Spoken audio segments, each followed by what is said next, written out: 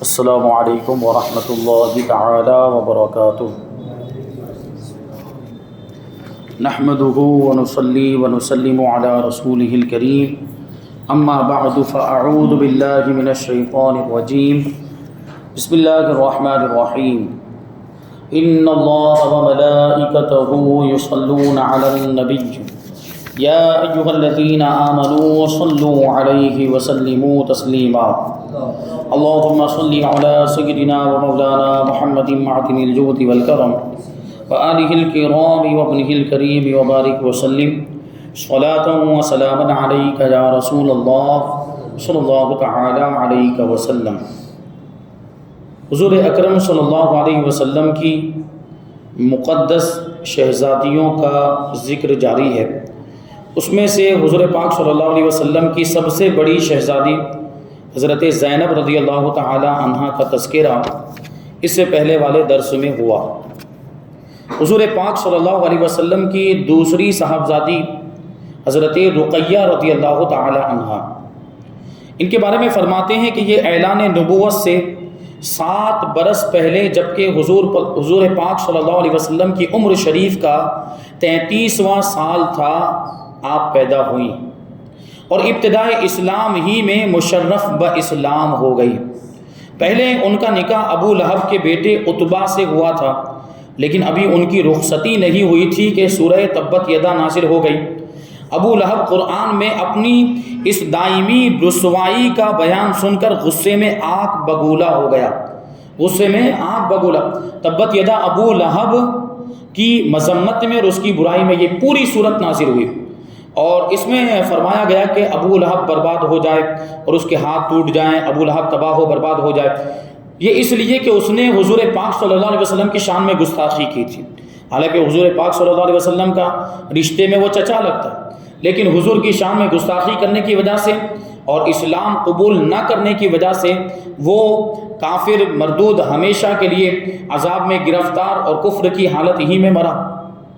اور ابو لہب سے حضرت ابو لہب کے بیٹے عتبہ سے حضرت رقیہ رضی اللہ تعالی عنہ کا نکاح ہوا تھا، لیکن ابھی رخصتی نہیں ہوئی تھی کہ تبت یدا یہ صورت نازل ہوئی۔ تو اس نے اپنی برائی سنی تو وہ غصہ ہو گیا، اور اس نے اپنے بیٹے عتبہ کو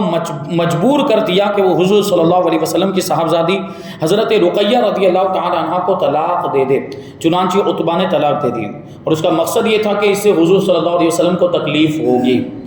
اس کے بعد حضور اقدس صلی اللہ علیہ وسلم نے حضرت رقیہ رضی اللہ تعالی عنہ کا نکاح حضرت عثمان ابن عفان رضی اللہ تعالی عنہ سے کر دیا۔ نکاح کے بعد حضرت عثمان رضی اللہ تعالی عنہ نے حضرت بی بی رقیہ رضی اللہ تعالی عنہ کو ساتھ میں لے کر مکہ سے حبشہ کی طرف ہجرت فرمائی۔ حبشہ یہ افریقہ کے اندر ایک ملک موجود ہے جس کو ابھی ایتھیوپیا کہا جاتا ہے۔ تو پہلے ہجرت وہاں پر ہوئی، کچھ مسلمان سب سے پہلے ہجرت کر کے حبشہ گئے تھے، مدینے والی جو ہجرت یہ بعد میں ہوئی ہے۔ تو حضرت عثمان حضرت بی بی رقیہ کو لے کر حبشہ کی طرف تشریف لے گئے، پھر حبشہ سے مکہ واپس آ کر مدینہ منورہ کی طرف بھی ہجرت فرمائی، اور یہ میاں بیوی دونوں صاحب الہجرتین یعنی 2 ہجرت والوں کے معزز لقب سے سرفراز ہوئے، کیونکہ انہوں نے 2 ہجرت کی، حبشہ کی طرف بھی ہجرت کی اور مدینہ کی طرف بھی ہجرت کی، اس لیے ان کو صاحب الہجرتین کہا جاتا ہے، 2 ہجرتوں والا۔ جنگ بدر کے دنوں میں حضرت رقیہ رضی اللہ تعالی عنہ بہت سخت بیمار تھی، چنانچہ حضور صلی اللہ علیہ وسلم نے حضرت عثمان غنی رضی اللہ تعالی عنہ کو جنگ بدر میں شریک ہونے سے روک دیا، اور یہ حکم دیا کہ وہ حضرت بی بی رقیہ رضی اللہ تعالی عنہ کی تیمارداری کریں، ان کی دیکھ بھال کریں، اور جو بھی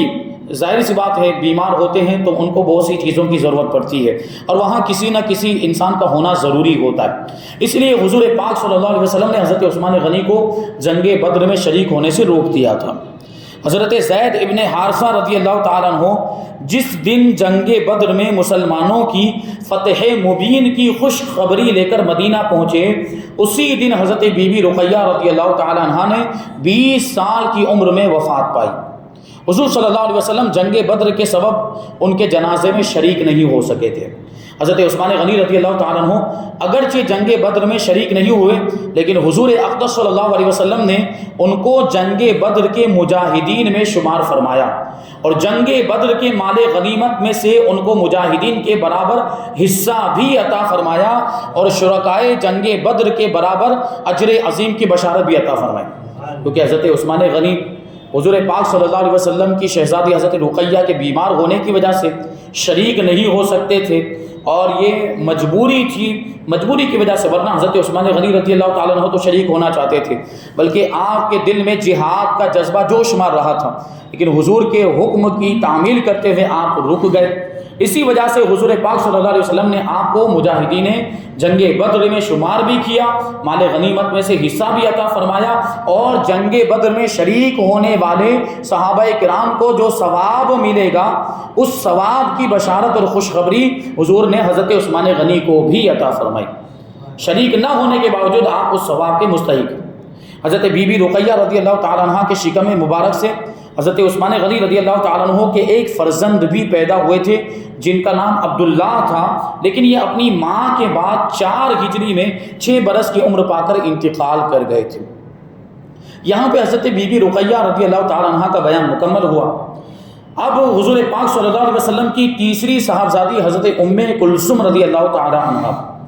یہ پہلے ابو لہب کے بیٹے عتیبہ کے نکاح میں تھی۔ یعنی دیکھیں آپ، ابو لہب کے 2 بیٹے عتبہ اور عتیبہ، اور بھی بیٹے تھے جن کا ذکر بھی آگے آئے گا۔ تو عتبہ کے نکاح میں حضرت رقیہ تھی، اور عتیبہ کے نکاح میں حضرت بی بی ام کلثوم تھی، لیکن ابو لہب کے مجبور کر دینے سے بد نصیب عتیبہ نے ان کو رخصتی سے پہلے ہی طلاق دے دی، اور اس ظالم نے بارگاہ نبوت میں انتہائی گستاخی بھی کی، یہاں تک کہ بس زبانی کرتے ہوئے حضور رحمت عالم صلی اللہ علیہ وسلم پر جھپٹ پڑا اور آپ کے مقدس پیراہن کو پھاڑ ڈالا۔ اس گستاخی کی اور بے ادبی سے حضور پاک صلی اللہ علیہ وسلم کے قلب نازک پر انتہائی رنج اور صدمہ گزرا، یعنی آپ کو بہت تکلیف ہوئی۔ اس نے بس زبانی بھی کی، آپ کو برا بھلا بھی کہا، آپ کی شان میں گستاخی بھی کی، آپ پر حملہ بھی کر دیا، اور آپ کا کرتا مبارک اس نے پھاڑ دیا۔ اور جوش غم میں حضور پاک صلی اللہ علیہ وسلم کی زبان مبارک سے یہ الفاظ نکل گئے، اس نے حضور کو ایسی تکلیف پہنچائی تو غم کی وجہ سے حضور کی زبان مبارک سے یہ الفاظ نکلے کہ یا اللہ اپنے کتوں میں سے کسی کتوں کو اس پر مسلط فرما دے۔ اب ظاہر سی بات حضور نے دعا کی تھی تو وہ دعا رد تو ہونے والی نہیں تھی، وہ باب اجابت سے جا کر ٹکرائی، اللہ کی بارگاہ میں یہ دعا قبول ہوئی، اور اس دعا کا نتیجہ کیا سامنے آیا وہ آپ کو سننا ہے۔ فرماتے کہ اس دعائے نبوی کا یہ اثر ہوا کہ ابو لہب اور عتیبہ دونوں تجارت کے لیے ایک قافلے کے ساتھ ملک شام گئے، اور مقام زرقہ میں ایک راہب کے پاس یہ رات میں ٹھہرے۔ یعنی وہ جو دوسرے مذہب کے جو عالم ہوتے ہیں ان کو راہب یا پادری وغیرہ کہہ دیا جاتا ہے، تو اس راہب کے پاس یہ لوگ ٹھہرے۔ راہب نے قافلے والوں کو بتایا کہ یہاں درندے بہت ہیں،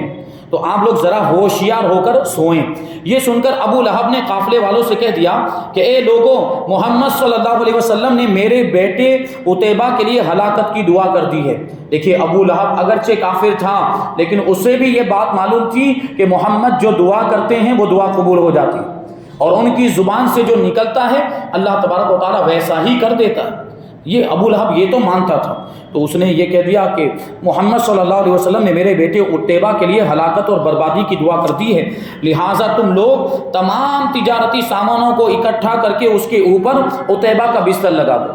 یعنی سارا تجارتی سامان لگائیں تو ایک ڈھیر بن جائے گا، تو وہ جگہ اونچی ہو جائے گی، تو اونچائی پر عتیبہ کا بستر لگاؤ تاکہ کوئی جانور آئے، کوئی درندہ آئے تو وہاں تک نہ پہنچ سکے اور اس کو کوئی تکلیف نہ پہنچا سکے۔ لیکن جب اللہ تبارک و تعالیٰ چاہے تو یہ دنیاوی سامان کچھ کام نہیں آ سکتا، تقدیر کے سامنے کسی کی کچھ نہیں چلتی، وہی ہوتا ہے جو منظور خدا ہوتا ہے۔ تو بستر لگانے کے لیے اس نے کہہ دیا، اور سب لوگ اس کے ارد گرد چاروں طرف سو گئے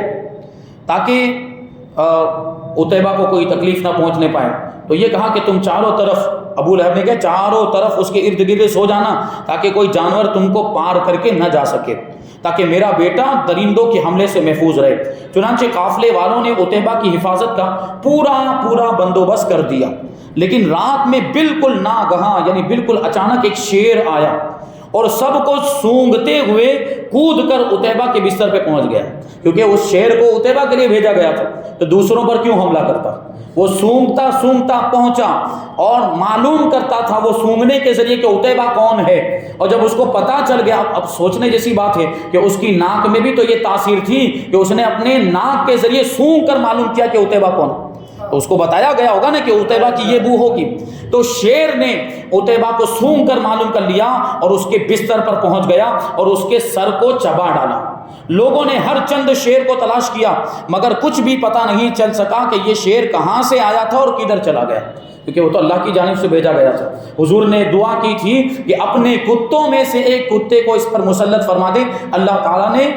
ایک شیر کو اس پر مسلط کر دیا اور اس شیر نے اس کو ہلاک کر دیا اور اس کو تباہ و برباد کر دیا۔ خدا کی شان دیکھیے کہ ابو لہب کے دونوں بیٹوں عتبہ اور عتیبہ نے حضور صلی اللہ علیہ وسلم کی دونوں شہزادیوں کو اپنے باپ کے مجبور کرنے سے طلاق دے دی، مگر عتبہ نے چونکہ بارگاہ نبوت میں کوئی گستاخی اور بے ادبی نہیں کی تھی، اس لیے وہ قہر الہی اور عذاب الہی میں مبتلا نہیں ہوا، بلکہ فتح مکہ کے دن اس نے اور اس کے ایک دوسرے بھائی معتب دونوں نے اسلام قبول کر لیا اور دست اقدس پر بیعت کر کے شرف صحابیت سے سرفراز ہو گئے۔ اور عتیبہ نے اپنی خباثت سے چونکہ بارگاہ اقدس میں گستاخی اور بے ادبی کی تھی، اس لیے وہ قہر قہار اور غضب جبار میں گرفتار ہو کر کفر کی حالت میں ایک خونخوار شیر کے حملے کا شکار بن گیا۔ حضرت بی بی رقیہ رضی اللہ تعالیٰ عنہ کی وفات کے بعد ربیع الاول 3 ہجری میں حضور صلی اللہ علیہ وسلم نے حضرت بی بی ام کلثوم رضی اللہ تعالیٰ عنہ کا حضرت عثمان غنی رضی اللہ تعالیٰ عنہ سے نکاح کر دیا، مگر ان کے شکم مبارک سے کوئی اولاد نہیں ہوئی۔ شعبان 9 ہجری میں حضرت ام کلثوم رضی اللہ تعالیٰ عنہ نے وفات پائی اور حضور اقدس صلی اللہ علیہ وسلم نے ان کی نماز جنازہ پڑھائی اور یہ جنت البقیع میں مدفون ہوئی۔ تو دیکھیے حضرت بی بی رقیہ اور حضرت ام کلثوم یکے بعد دیگر حضرت عثمان کے نکاح میں آئی، اسی وجہ سے حضرت عثمان کو ذو النورین کہا جاتا ہے، یعنی 2 نور والا، کیونکہ حضور بھی نور ہیں، آپ کی اولاد بھی نور ہیں، آپ کی صاحبزادیاں بھی نور ہیں، اس لیے حضرت عثمان غنی کو ذو النورین کہا جاتا ہے۔ یہاں پر حضرت ام کلثوم کا بیان مکمل ہوا۔ اب حضرت بی بی فاطمہ رضی اللہ تعالیٰ عنہ فرماتے کہ یہ شہنشاہ کونین صلی اللہ علیہ وسلم کی سب سے چھوٹی مگر سب سے زیادہ پیاری اور لاڈلی شہزادی ہیں۔ ان کا نام فاطمہ اور لقب زہرا اور بطول ہے۔ زہرا کا مطلب ہوتا ہے کلی، کیونکہ حضرت بی بی فاطمہ حضور پاک صلی اللہ علیہ وسلم کے گلستان کی کلی ہیں، اس لیے آپ کو زہرا کہا جاتا ہے۔ اور بطول کا معنی کنواری بھی ہوتا ہے، اور بطول کا معنی ہوتا ہے دنیا سے بالکل بے رغبت، دنیا سے جس کو کوئی مطلب نہ ہو، اس لیے آپ کو بطول کہا جاتا ہے۔ ان کی پیدائش کے سال میں علماء اور مورخین کا اختلاف ہے۔ ابو عمر کا قول ہے کہ اعلان نبوت کے پہلے سال، جبکہ حضور پاک صلی اللہ علیہ وسلم کی عمر شریف 41 برس کی تھی، یہ پیدا ہوئی، اور بعض نے لکھا ہے کہ اعلان نبوت سے 1 سال پہلے ان کی ولادت ہوئی، اور علامہ ابن جوزی نے تحریر فرمایا ہے کہ اعلان نبوت سے 5 سال پہلے ان کی پیدائش ہوئی۔ یہ اختلاف ہے کہ حضرت فاطمہ رضی اللہ تعالیٰ عنہ کی پیدائش کب ہوئی تھی۔ اللہ اکبر۔ ان کے فضائل اور مناقب کا کیا کہنا، ان کے مراتب اور درجات کے حالات سے کتب احادیث کے صفحات مالا مال ہیں، جن کا تذکرہ یہ دوسری کتاب میں حقانی تقریروں میں مصنف علیہ الرحمٰن نے کیا ہے۔ حضور اقدس صلی اللہ علیہ وسلم کا ارشاد ہے کہ یہ سیدۃ نساء العالمین ہیں، یعنی فاطمہ تمام جہان کی عورتوں کی سردار ہیں، اور سیدۃ نساء اہل الجنہ، اور اہل جنت کی بھی تمام عورتوں کی سردار ہیں۔ اور ان کے حق میں ارشاد نبوی ہے کہ فاطمہ میری بیٹی ہے اور میرے بدن کا ایک ٹکڑا ہے، میرے بدن کی ایک بوٹی ہے، اور جس نے فاطمہ کو ناراض کیا اس نے مجھے ناراض کیا۔ 2 ہجری میں حضرت علی شیر خدا رضی اللہ تعالیٰ عنہ سے ان کا نکاح ہوا، اور ان کے شکم مبارک سے 3 صاحبزادے حضرت امام حسن، حضرت امام حسین اور حضرت محسن رضی اللہ تعالیٰ عنہم پیدا ہوئے، اور 3 صاحبزادیاں زینب، ام کلثوم اور رقیہ رضی اللہ تعالیٰ عنہن کی ولادت ہوئی۔ حضرت محسن اور رقیہ بچپن ہی میں وفات پا گئے، اور ام کلثوم رضی اللہ تعالیٰ عنہ کا نکاح امیر المؤمنین حضرت عمر رضی اللہ تعالیٰ عنہ سے ہوا۔ تو دیکھیں حضرت عمر رضی اللہ تعالیٰ عنہ حضور کے سسر بھی ہیں اور حضرت علی کے داماد بھی ہیں، اس اعتبار سے یہ رشتہ داری ہے۔ جن کے شکم مبارک سے آپ کے ایک فرزند حضرت زید اور ایک صاحبزادی حضرت رقیہ کی پیدائش ہوئی، اور حضرت زینب رضی اللہ تعالیٰ عنہ کی شادی حضرت عبداللہ ابن جعفر رضی اللہ تعالیٰ عنہ سے ہوئی۔ حضور اقدس صلی اللہ علیہ وسلم کے وصال شریف کا حضرت بی بی فاطمہ رضی اللہ تعالیٰ عنہ کے قلب مبارک پر بہت ہی جاں صدمہ گزرا، یعنی بہت تکلیف پہنچی۔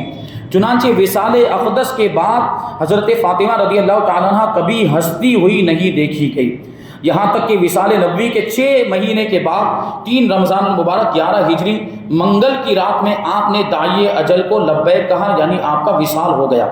حضرت علی یا حضرت عباس رضی اللہ تعالیٰ عنہما نے نماز جنازہ پڑھائی، اور سب سے زیادہ صحیح اور مختار قول یہی ہے کہ جنت البقیع میں آپ کو دفن کیا گیا۔ تو یہاں حضور پاک صلی اللہ علیہ وسلم کی شہزادیوں کا تذکرہ مکمل ہو جاتا ہے۔ اب اس کے بعد حضور پاک صلی اللہ علیہ وسلم کے دوسرے رشتہ دار جیسے حضور کے چچا